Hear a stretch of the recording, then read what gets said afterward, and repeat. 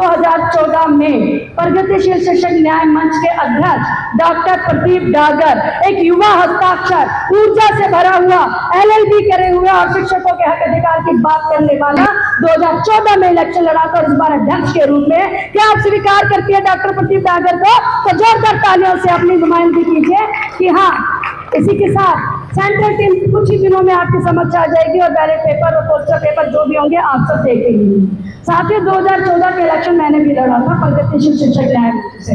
अंजू भाई है हमारे बीच, आपको मालूम है, बड़ौदा पितामह की तरह सुरेंद्र जी यहाँ बैठे हुए, आप सबने देखा कि इनका पूरा इंट्रोडक्शन हुआ है। प्रगतिशील शिक्षक न्याय मंच की सोच हमेशा से रही कि बहनें साथ में चले, बहनों की आवाज बहनें सुन सकती है। मेरी प्यारी बहनों, आज शिक्षा विभाग में जो हमारी दुर्गति है आप सबको बताने की जरूरत नहीं है। हमारी winter break, summer break, autumn break, Sunday, Saturday 24/7 जो ड्यूटीज करती गई है, इसके अलावा हमारी सीनियोरिटी पर जो कुठाराघात हुआ है और ट्रांसफर की तो हद ही हो गई है। अरे ट्रांसफर हमारा हक अधिकार है कि नहीं? लेकिन ट्रांसफर के नाम पर भी भ्रष्टाचार है कि नहीं है? तो क्यों हो गया? क्योंकि हमारी मजबूत यूनियन नहीं है। क्यों हो गया? क्योंकि यूनियन आपके सोच में भी आती है। क्यों हो गया? कि यूनियन दो भागों में फट गया और महत्वाकांक्षी हो गया और शिक्षकों को छोड़ दिया ऐसे। तो दोस्तों, मेरी प्यारी बहनों, ये मत समझना कि यूनियन बड़ा यूं ही आ गई है और यूनियन में वोट डालेंगे नहीं डालेंगे। अरे आपके भविष्य की बुनियाद रखती है आपकी यूनियन। आपके ऊपर आँच आने से पहले यूनियन खड़ी हो जाती है। और जिंदगी भर हम करेंगे क्या? सरकारी कर्मचारी है ना, किसी के गुलाम तो नहीं है ना। और मैं कहती हूँ, अरे एक ही जिंदगी मिली है, क्या गुलाम कर दे? एक ही जिंदगी मिली है, क्या गुलाम कर दे? अरे हमसे ना होगा, चलो इनकलाब कर दे। हमसे ना होगा, चलो इनकलाब कर दे। और इनकलाब तब होगा जब एकता में होंगे। इनकलाब तब होगा जब हम एकजुट होंगे। इनकलाब तब होगा जब महिलाएं महिलाओं के साथ में आएगी और महिलाएं बराबरी की भागीदारी से आधी सदी के बाद और सेक्टर में GST का रूप आप लोगों के लिए खुलने जा रहा है। और ये सोच है अंजू अहलावत की, ये सोच है प्रगतिशील न्याय मंच के हर एक पुरोधा की जो यहाँ बैठा हुआ है। तो इनके लिए नमन और जोरदार ताली से स्वीकृति दीजिए। मेरी प्यारी बहनों, मैं जानती हूँ कितनी ईमानदारी से आप ड्यूटी करती हैं। आपके घर की पूरी जिम्मेदारी दम पर आकाश छू गया। मैं हौसलों के दम पर आकाश छू गया। ये बहनें जो हौसलों के दम पर है, ऐसे ही क्या शहीद भगत सिंह पैदा हो गए, ऐसे ही अम्बेडकर हो गए? अरे उन्हें जलने वाली जननी वीर होती है, वो हम बहनें हैं।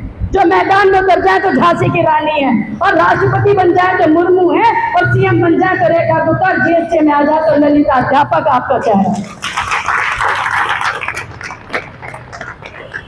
आपका रूप, आपका चेहरा, आपकी आवाज। बहनों, जैसे डॉक्टर से बड़े सहज होते हैं अपनी परेशानी दिखाने में, बताने में, समझाने में, ऐसे GST की में शिक्षा विभाग में बहुत सारी समस्याएं हैं जो शायद आप चार बैठे हुए पुरुषों के बीच में GST रूम में ना जा पाती हो।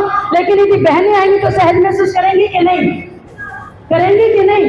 तो बहनें आएंगी, आपकी आवाज समय बदल गया, परिवर्तन हो रहा है। शिक्षा विभाग में जो अनायास, अनवरत तमाम तरह के सर्कुलर आ रहे, time bound, most urgent, non compliant. अरे क्या मशीन है हम के टीचर हैं? मैंने 46 आर्टिकल भी लिखे बहनों। एक आर्टिकल मैंने बड़ा जबरदस्त लिखा था कि सरकारी कर्मचारी हूँ, किसी के पांव पर जूता नहीं।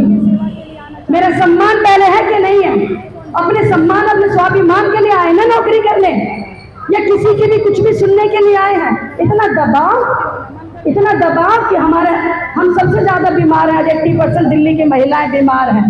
सारा मैं कह रही हूँ कि आपकी LIC, आपके इंश्योरेंस, आपके मेडिकल, बड़े बड़े अस्पताल आपके पैसों से चल रहे हैं, आपकी तनख्वाहों से चल रहे हैं। 12 महीने पूरी ईमानदारी जिम्मेदारी से काम करते हैं और 10 महीने की तनख्वाह लेकर जाती हैं आप सारी बहनें। 2 महीने की तनख्वाह तो सरकार को दे देती है। ये अंग्रेजों के टाइम का एक नियम है कि सुई पर, धागे पर, साबुन पर, तेल पर, कपड़े पर, साड़ी पर, घड़ी पर, कुछ भी खरीदो आप टैक्स देते हो कि नहीं देते?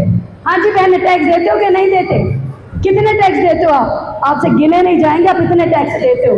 लेकिन अपनी तनख्वाह तो आपने 30% का टैक्स दे दिया ना, उसके बाद टैक्स बनता है आपका कि नहीं बनता? जरा जोर से बोलो। टैक्स नहीं बनता है। आपकी यूनियन ने कभी पूछा ही नहीं। क्या फौजियों के लिए कैंटीन में टैक्स फ्री सामान मिलता है कि नहीं मिलता? तो दिल्ली में बैठी राजधानी में बहनों को टैक्स फ्री मिलना चाहिए कि नहीं मिलना चाहिए? जोर से बताइए, मिले कि नहीं मिले? तो यूनियन को बोलना होगा कि हम भी टैक्स फ्री काम करेंगे, हम सरकारी कर्मचारी हैं, हमें भी पेंशन चाहिए, हम सरकारी कर्मचारी है। और मैं राष्ट्रीय महिला अध्यक्ष पुरानी पेंशन बहाल, जैसे भाई ने बताया बहनों, जम्मू में, कश्मीर में, लखनऊ में, सिक्किम में, हर राज्य में गई कि दिल्ली भी तैयार है पेंशन की लड़ाई लड़ने के लिए। और 2023 1 अक्टूबर को रामलीला मैदान में 4 लाख सरकारी कर्मचारी है और उसकी मैं सह प्रभारी थी। सभी विद्यालय से ही सहयोग मांगने के लिए, उतने लोगों के लिए कमरे, रहना, सबकी व्यवस्था की पेंशन मिलनी चाहिए। हमें चाहिए पेंशन की नहीं चाहिए। तो मेरी प्यारी बहनें, प्रगतिशील शिक्षक न्याय मंच का जो अध्यक्ष है डॉक्टर प्रदीप डागर पिछले कई सालों से पेंशन की बात कर रहे हैं। हमारी सेंट्रल टीम में मनजीत पटेल है जो पेंशनधारी मैन है, हमारी टीम में विनोद यादव है जो पेंशन की बात करते हैं। मैं महिला, आपका रूप, आपका चेहरा, आपकी आवाज, पेंशन बहाल की बात करती, पेंशन बहाल की लड़ाई लड़ती हूँ। और ये सारी चीजें संभव है बशर्ते कि आपकी यूनियन मजबूत आए, बशर्ते कि आपकी आवाज को करने के लिए बहनों अपना घर परिवार छोड़ के आपके लिए आई हूँ। आप तैयार हैं क्या चुनने के लिए हमें? आप स्वीकृति देती है तो तालियां बजाकर बताएं कि हम महिलाएं मैदान में होनी चाहिए। जोर से बोलेंगे, मैं नहीं, मैं नहीं, मैं